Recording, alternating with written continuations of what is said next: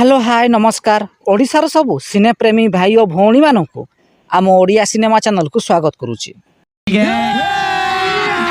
अभी मजा आएगा ना भिड़ो। आज कथा हवा सिद्धांत महापात्र एवं रचना बानार्जी को अभिनीत सुपरहिट ओडिया सिनेमा सुहाग सिंदूर क्यों तेलुगु सिनेमारू कॉपी होईची। 1996 मसीह रिलीज होइतिला एक तेलुगु सिनेमा जार ना रही पवित्र बंधनम। एही सिनेमार मुख्य भूमिका रे भेंकटेश अभिनय करथिले। एही सिनेमाटी सेतेबेले सुपरहिट होइतिला।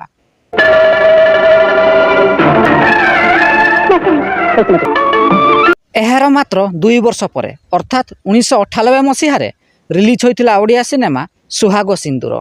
एही सिनेमा को निर्देशना देइथिले हर पट्टनायक, संगीत निर्देशना देइथिले मनमथ मिश्र। एही सिनेमार मुख्य भूमिका रे सिद्धांत महापात्र एवं रचना बानार्जी अभिनय करथिले। एही सिनेमाटी मध्य सेतेबेले सुपरहिट होइतिला।